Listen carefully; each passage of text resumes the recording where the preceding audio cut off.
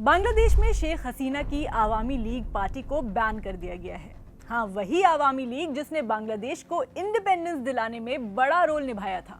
तो चलिए समझते हैं कि आखिर ऐसा क्यों हुआ और इंडिया का इस पर क्या स्टैंड है। मेरा नाम है हरीम और आप देख रहे हैं स्विच। आवामी लीग पर बैन लगने की कहानी की शुरुआत कहां से हुई?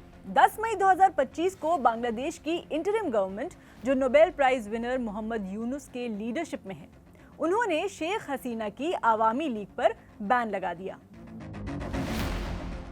ये बैन एक नए एंटी टेररिज्म लॉ के तहत लगाया गया। सरकार ने साफ कहा कि ये बैन तब तक रहेगा जब तक आवामी लीग और उसके लीडर्स के खिलाफ बांग्लादेश की इंटरनेशनल क्राइम्स ट्रिब्यूनल में ट्रायल पूरा नहीं हो जाता। मतलब साफ है कि जब तक इन्वेस्टिगेशन और ट्रायल चल रहा है तब तक ये पार्टी पॉलिटिक्स से बाहर रहेगी। बैन के पीछे असल वजह तो कई हैं, लेकिन इमीडिएट ट्रिगर ये था कि एक बड़े नेता हसनत अब्दुल्ला, जो पिछले साल की एंटी हसीना अपराइजिंग में फ्रंट पर था, उस पर हमला हुआ। इस हमले के पीछे हसीना सपोर्टर्स का हाथ बताया जा रहा है।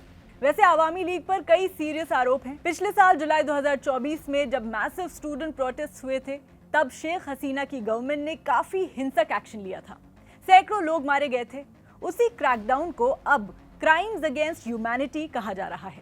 अब इंटरनेशनल क्राइम्स ट्रिब्यूनल उन हिंसाओं की जांच कर रहा है और सरकार चाहती है कि जब तक ये प्रोसेस पूरा नहीं होता तब तक आवामी लीग कोई पॉलिटिकल एक्टिविटी ना करे।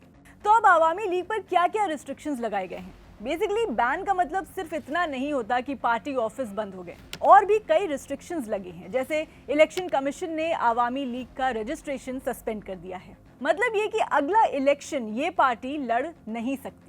पार्टी कोई rally, press conference, public meeting या इवन सोशल मीडिया कैंपेन नहीं कर सकती।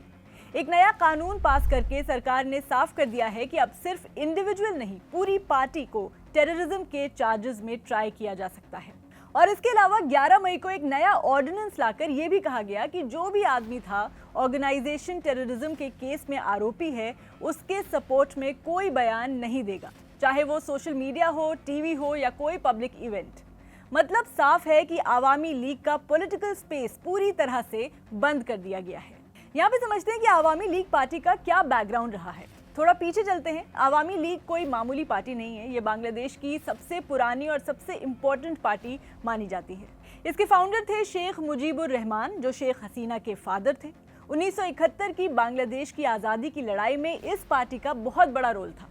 इंडिपेंडेंस के बाद मुजीबुर रहमान ने सेक्युलरिज्म की बात की थी, मतलब रिलीजन और पॉलिटिक्स को अलग रखने की कोशिश की।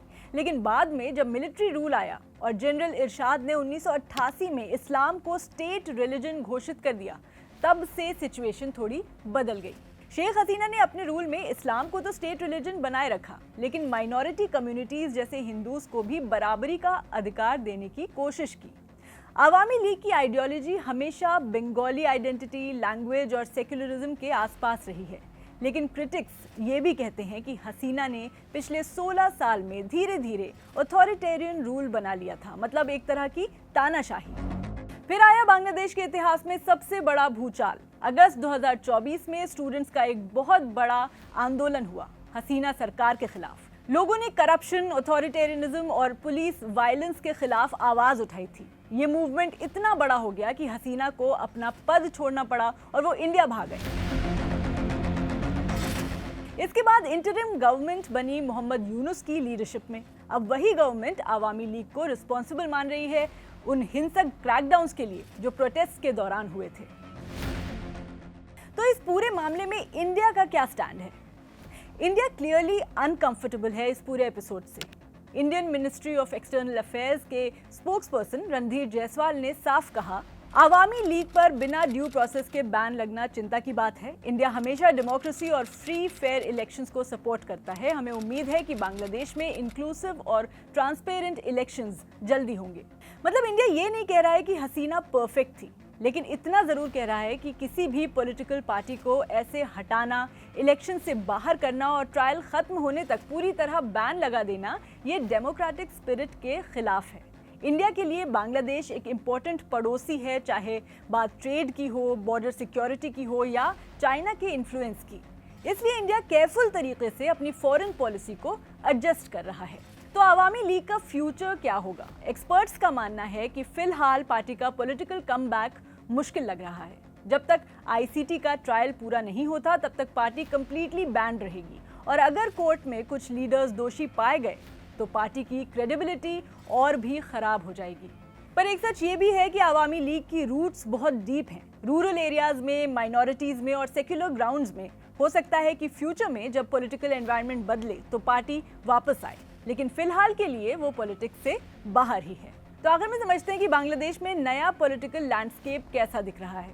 अब इंटरिम गवर्नमेंट चाहती है कि इलेक्शंस जल्दी कराए जाएं, लेकिन एज पर एक्सपर्ट्स अवामी लीग को बाहर रखकर इलेक्शंस कराने का मतलब है कि एक मेजर पार्टी एब्सेंट रहेगी। ये डेमोक्रेटिक लेजिटिमेसी पर सवाल खड़े कर सकता है। इंडिया और बाकी दुनिया शायद ये चाहेंगे कि इलेक्शंस में सबको हिस्सा लेने का मौका मिले, चाहे पनिशमेंट वोटर्स दे, ना कि कोर्ट्स या गवर्नमेंट्स। इंडिया अब धीरे धीरे बांग्लादेश नेशनलिस्ट पार्टी और नए प्लेयर्स जैसे नेशनल सिटीजन पार्टी से बात करने की कोशिश करेगा। इस सब के बीच माइनॉरिटीज के लिए क्या खतरा है, ये भी एक बड़ा इशू है। जब से अवामी लीग गई है, रिपोर्ट्स आ रही हैं कि हिंदू माइनॉरिटी को टारगेट किया जा रहा है। मुजीबुर रहमान का घर भी वैंडलाइज किया गया। रिलीजियस कंजर्वेटिज्म अब पॉलिटिक्स में ऊपर आता दिख रहा है, जो सेक्युलर ग्रुप्स के लिए वरीइंग है। और इंडिया क्लियरली चाहता है कि माइनॉरिटीज सेफ रहें और बांग्लादेश स्टेबल रहे। तो बेसिकली एक्सपर्ट्स का कहना है कि बांग्लादेश का पॉलिटिकल सीन बहुत वॉलेटाइल है, यानी कुछ भी कभी भी हो सकता है। शेख हसीना की अवामी लीग का फॉल ड्रामेटिक था और उसका बैन डेमोक्रेसी के लिए एक बड़ा सवाल है। इंडिया को स्मार्ट डिप्लोमेसी करनी होगी, ना हसीना के खिलाफ ना करंट गवर्नमेंट के बहुत फेवर में। उसे सिर्फ ये इंश्योर करना है कि बांग्लादेश में शांति, स्टेबिलिटी और डेमोक्रेसी बचे रहे। For more informative videos keep watching switch.